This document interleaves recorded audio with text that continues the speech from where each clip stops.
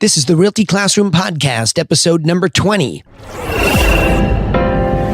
Welcome to the show that focuses on helping real estate agents build a bulletproof business plan so that they can sell more properties in less time and live a more fulfilled life. Are you a real estate agent with an entrepreneurial spirit who wants to turn your job into a business without sacrificing your lifestyle, but you just can't seem to find the right plan to help you get there? Well, then you're definitely in the right place. I'm Danny Griffin, the founder of the Realty Classroom and the host of this podcast. And to help you take immediate action to build a better real estate agent business, I've created a free jumpstart course for you over at freeagentgift.com. I want to get started here today, and I want to come in with a little bit of an edge this week. And the subject here today is taking 100% responsibility. This week, I just heard far too many complaints about what wasn't happening for somebody. And that just drives me bananas. As a guy who started in this business with 2,000 business cards and a work ethic, that's what my business plan was. Now it's agitating, and looking backwards, I wish I had better than that. And that's why I'm here for you today, to help you get a better plan, to get started, get reorganized, expand into great lengths, whatever it is. I've been involved in all of it in this business, and I currently still do this every day as an agent, as a broker owner, and as a coach. Got it all covered for you. But one thing that I never stop doing is taking 100% responsibility for what happens or doesn't happen to me in my business. It is on me. The buck stops right here. But I do want to break down why this happens, why people don't take 100% responsibility beyond work ethic. There are some formulaic things that you can do to stop that from happening. And the very first one is this, is that it stems from, oftentimes, a lot of the time, intellectual insecurity. When we don't have what we want in our real estate agent business, or worse, we're new and we have these expectations, but we don't know what to do, all of a sudden we forget how smart we are. And yes, I'm talking to all of you. If you are actually taking the time to listen to a podcast like this and you're hearing me right now, you're smart. You've just taken the time. I'm not saying you're smart for listening to me. I'm just saying you're the type of person that pursues education and insight, and you're trying desperately to learn how to do better. Good for you. Congratulations. But what's amazing is that even after all of that intellectual pursuit, that knowledge building, we'll get faced with a situation where something's not going our way and we panic.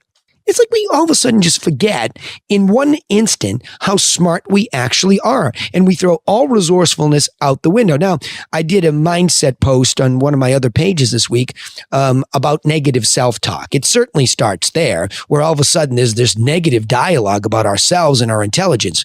But again, I think this business definitely is somewhere between 80 and 85% psychology for us, how we're looking at our own psychology, and the people that are buying and selling with us. We know that this is a highly, I was going to say enlightened. It's a heightened state of anxiety. And that makes everybody's intellect fall apart, and we get all emotional. So I understand why intellectual insecurity crops up. But I think I'm going to appeal to your logic. When you start looking for excuses, you're blaming the broker, you're blaming the marketplace, you're blaming the lack of training, whatever. Stop blaming everything. That's just not the way it works. It is your job to figure out how it works, and I'm here for you. So the next point that I want to make is put the intellectual insecurity aside, all the excuses for a second. You don't have to make them go away if they make you feel comfortable. But the first thing you should do is define the best opportunity. We stopped mastering the obvious in this business all of a sudden. I don't know why. The digital age rushed itself in, and all we can talk about is Facebook and YouTube and Instagram and LinkedIn, and on and on and on it goes. Of course, we have to deal with those things. There's no doubt about it. But the best opportunity still remains a face-to-face conversation with somebody who's thinking about buying or selling real estate. All of that digital world is part and parcel of that, sure, where it never was before. But nothing beats kinesthetically, physically, being in a room with somebody and having a conversation, because they're getting a feeling for your intellect, your professionalism. And this is why it's very important to understand the low-hanging fruit, which, by the way, I really don't love that term, because just because it's low-hanging doesn't mean it's easy to pick off the tree. Let's just state that fact. But define the basics first. Think about this. This is a marketplace, right? We trade properties in that marketplace. So it's no different from the stock market, where they're trading shares of stock or whatever's being traded. Commodities market, barrels of oils, whatever, barrel of oil, whatever it is being traded. So if you're new, or you want to get yourself back and reinvigorate in the marketplace, go out there and look at the thing that's being traded. Go on the broker tour of homes. Go look at the inventory. Get inside of it. Look at the features. Look at the benefits. Look at the pricing. Get back to the inventory. Get back to the basics. Then, if you want to see the marketplace in full force and effect, and you have a listing, run an open house yourself.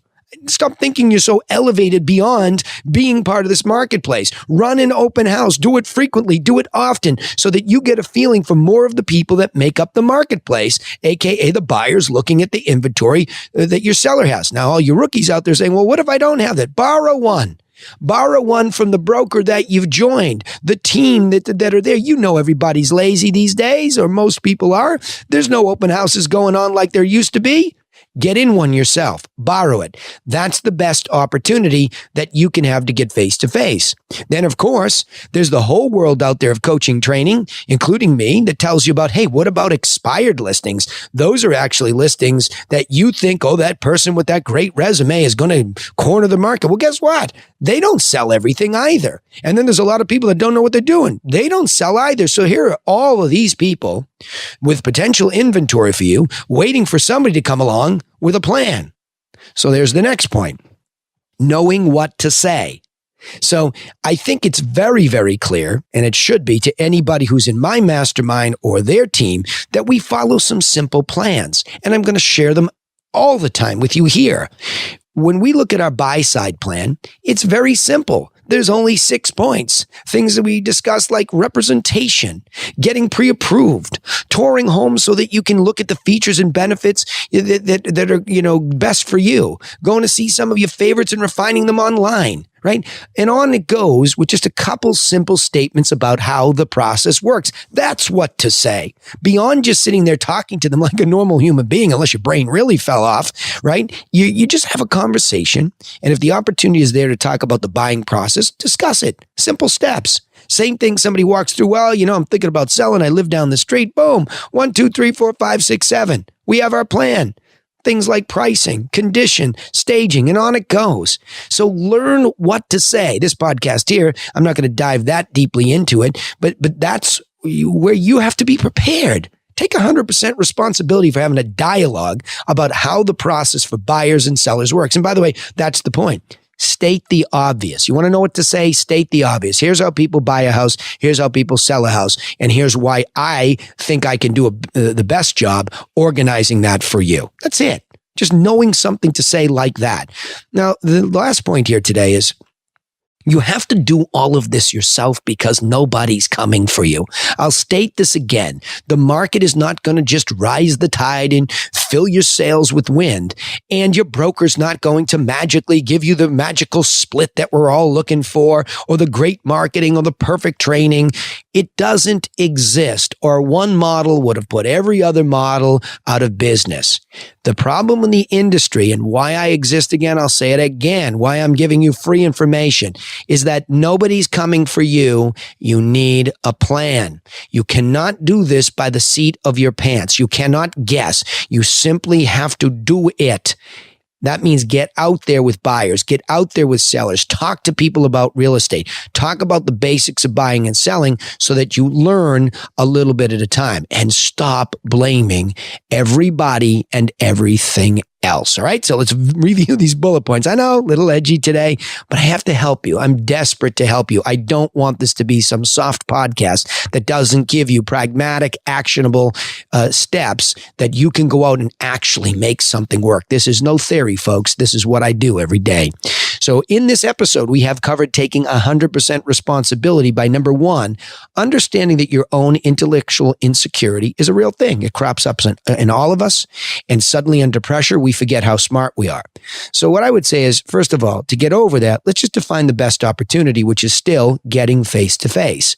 Open houses, door knocking, somebody who really needs help, like a for sale by owner or an expired listing, somebody like that. All those things are low-hanging fruit. I know my top producers saying, well, I don't do that anymore. Great. Whatever your best opportunity is to have a conversation that leads to a meeting, do that.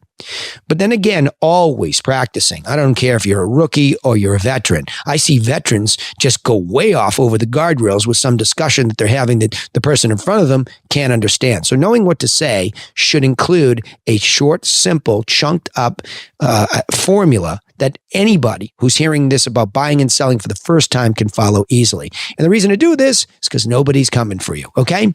So the key point, take 100% responsibility for getting more business. It's nobody else's problem but you. And remember, to help you do that, you can take immediate action and get started in the right direction with our free video course over at freeagentgift.com. What it is a plan to provoke you to think. There's a lot of details beyond that, but go take the course. And if you like what you learned here, then we'd appreciate it if you would subscribe or follow our channels wherever you are to help us share these insights by giving us a positive review, whatever platform you're listening to. We'd appreciate it so that other entrepreneurial real estate agents just like you can find their way right here to join us. We also broadcast our live sales training on Facebook every Friday at 1 p.m. Eastern Daylight Time. So remember to go over there and like our page so you won't miss the notification, and I'll take your questions right there live in a sales context. So, hey, thanks for listening, and we look forward to helping you in the next episode. You've been listening to The Realty Classroom with Danny Griffin. Join us next time to continue learning how to build a smarter real estate agent business plan that helps you live a more fulfilled life.